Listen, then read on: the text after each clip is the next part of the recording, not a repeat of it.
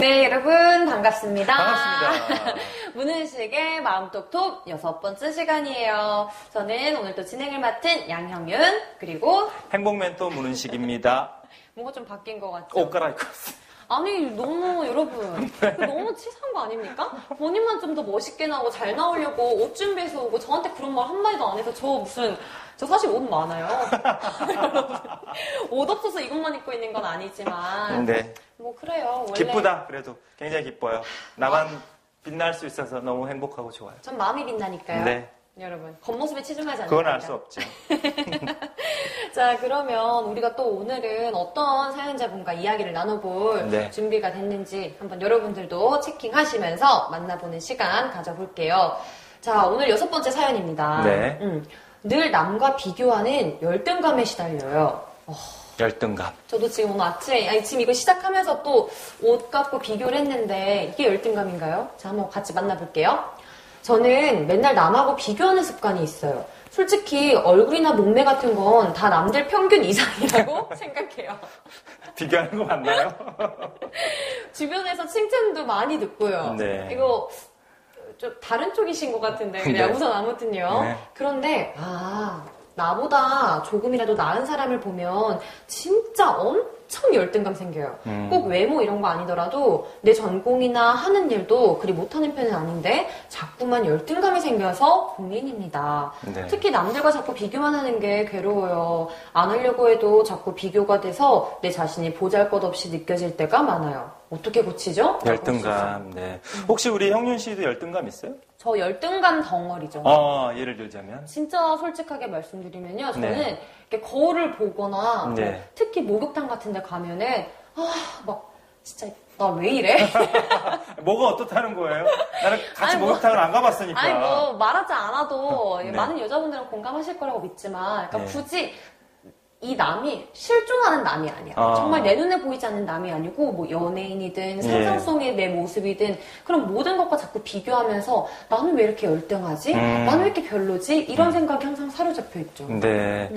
저도 뭐 아는 열등감이 있긴 하지만 열등감은 중요한 건 누구나 다 있고요. 누구나 다 있고 예전에 그 장동건 씨가 나는 못생겼다고 저는 제가 못생겼다고 생각해. 그게 열등감이었어요. 뭐 이런 얘기를 해서 국민적 지탄을 받았잖아요. 그건 아닌 것 같습니다. 근데 저는 인간은 그럴 수 있다고 봐요. 그래요? 네, 그럴 수 있어요. 그래서 우리가 이제 바라보는 시선이 조금만 다를 뿐이지 누구나 다 열등감을 가지고 있고 그러면 열등감이 꼭 나쁜 것일까? 이걸 생각해 볼 필요가 있어요. 열등감은 성장의 에너지원이기도 합니다. 네, 제가 이제 초등학교 3학년 때 그 테러 사건 얘기했잖아요. 네. 선생님한테 화장실 가고 싶다는 이야기를 못해서 교실에서 부와! 네, 2번이나 그랬었다고요. 그게 이제 저한테 그렇게 숫기 없고 내향적인 게 엄청난 열등감이었어요. 근데 그 열등감이 어느 순간 나를 좀 더 이렇게 발전시키고 나를 도전하게 하는 그런 에너지원이더라고요. 그래서 그 열등감은 꼭 나쁜 게 아닙니다. 그래서 이 결핍의 에너지라는 게 있거든요. 내가 배가 고프니까 막 열심히 일하게 되는 거예요. 그리고 내가 무엇인가 필요하니까 막 앞으로 나아가는. 그래서 열등감을 굳이 나쁘게 볼 필요는 없다. 이 말씀은 꼭 해드리고 싶고 그럼에도 불구하고 열등감은 열등감의 본질이 뭐냐면 한 가지 기준으로 자기 자신과 세상을 보는 거예요. 한 가지 조금만 더 쉽게 풀이해 주신다면? 예를 들면 이런 거죠. 나는 코가 너무 낮아. 그 사람은 사람을 보면 뭐만 보겠어요? 코만 보죠. 코만 봐요, 코만. 나한테는 코만 있는 게 아니거든요. 눈도 있고, 입도 있고, 얼굴도 있고, 뭐, 머리도 있고 다 있는데. 무슨 말인지 알 것 같아. 예. 제가 이제 어디 이제 프로그램을 진행을 하러 갔는데, 어떤 60대 정도 되신 어머니가 이런 말씀을 하시더라고요. 소장님, 저는 초등학교밖에 못 나온 게 컴플렉스입니다. 평생 그 열등감 때문에 살았어요. 이 말씀을 하시길래 제가 그 얘기를 듣고 딱 이렇게 대답해 드렸어요.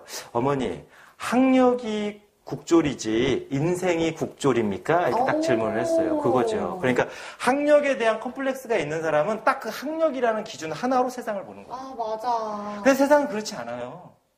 학력이 국졸이지 인생이 국졸은 아니잖아요.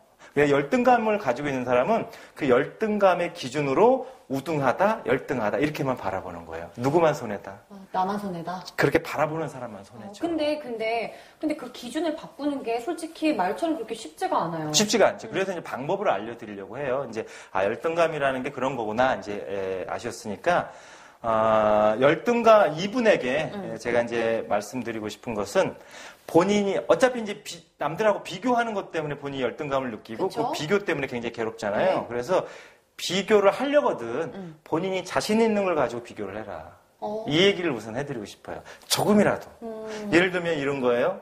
나는 사람을 보고 잘 웃어. 근데 그것도 부러워하는 사람 입장에서 굉장히 부러움의 대상일 수 있어요. 그쵸.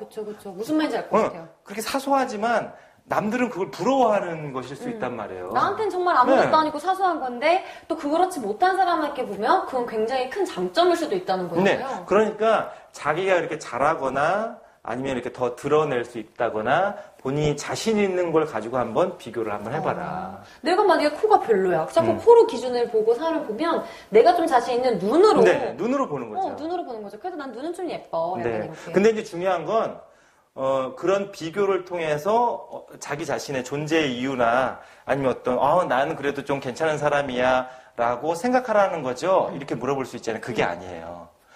관심을 돌리라는 거예요. 다른 곳으로? 왜냐면 제가 열등감은 하나의 기준으로 나와 세상을 보는 것이라고 했잖아요. 근데 내가 자신 있는 것으로 비교를 하기 시작하면 그 기준이 여러 가지가 되는 거예요. 이것도 보고 이것도 보고 예, 이건 내가 좀 모자라지만 이건 내가 잘하고 이렇게. 그래서 이게 다 비슷한 거구나. 사람 사는 게 다 거기서 거기구나. 이걸 알게 되는 게 되게 중요해요. 근데 그 좀 나쁜 말로 하면은 너무 이렇게 좀 자기 합리화 아니에요? 자기 합리화가 아니라 자기 수용이죠. 나의 수용. 자기 수용을 통해서 그동안 발견하지 못했던 나의 매력을 발견하게 되죠. 그게 되게 중요한 거거든요. 그래서 그렇게 내가 자신 있는 걸로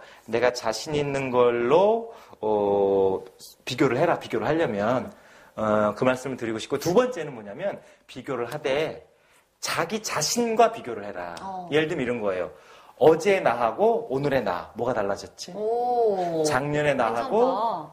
올해의 나 뭐가 달라졌지? 이렇게 자신의 삶과 삶을 비교하는 거예요.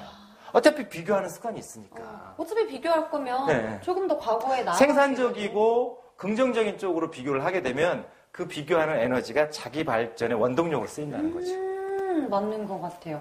이거 혹시 우리 이거 봐주시는 애청자분들께서 20대라면 진짜 공감을 하실 텐데 입사지원서나 이런 거 요즘에 많이 쓰잖아요. 그거 쓸 때 꼭 쓰는 칸이 뭐가 있는지 아세요? 부장님? 뭐가 있어요? 자신의 강점과 약점을 쓰시오. 이런 거 있어요. 그러면 내 약점은 너무 많아. 막 생각이 나. 100개 쓸 수 있어. 근데 강점은 생각이 안 나. 근데 그거를 맨날 고민을 해서 내 강점이 뭘까 해서 딱 쓰고 나서 딱 그 다음에 지나잖아요? 좀 기분이 좋아졌어요. 그게 이제 미국에서 실제로 그런 연구를 했어요.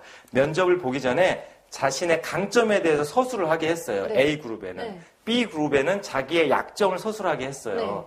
어떤 친구들이 면접에 대부분 통과했을까요? 강점이겠죠? 네, 맞아요. 그게 심리가 그래요. 그래서 중요한 것은 아까도 말씀드렸지. 어차피 비교를 하려면 내가 자신 있는 거 가지고 비교를 좀 하고, 두 번째는 내가 내 삶을 비교해라.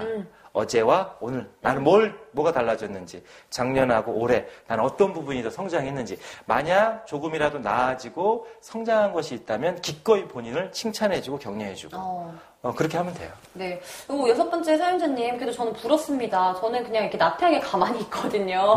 근데 이렇게 비교하는 습관이 계시다면은 여기 소장님 말씀처럼 누구나 다 비교를 해요. 그거는 인간의 그냥 사유의 어떤 특징이기도 하니까 그걸 억지로 비교를 안 해야 된다거나 비교를 하지 말아야 된다고 생각할수록 더 비교를 하게 돼요, 사람이. 더 긍정적이고 생산적인 쪽으로 비교하시게. 자, 은식의 톡 오늘 이미 다 마지막에 정리해 주신 것 같아요. 그냥 이분한테 뭐 해달라 이렇게 하지 말고 응원의 한마디로 오늘 은식 톡 마무리하죠.